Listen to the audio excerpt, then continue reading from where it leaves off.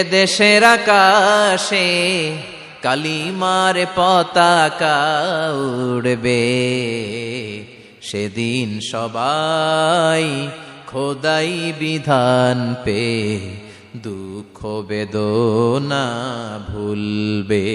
কোনো একদিন এদেশের আকাশে কালিমার পতাকা উড়বে, সেদিন সবাই খোদাই বিধান পে দুঃখ বেদনা ভুলবে। চিৎকার করে বলেন ঠিক কিনা?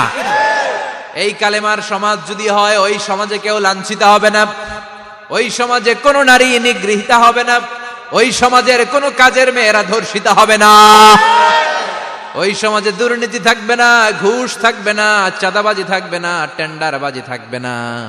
সমাজটারে শান্তি দিয়ে সমৃদ্ধ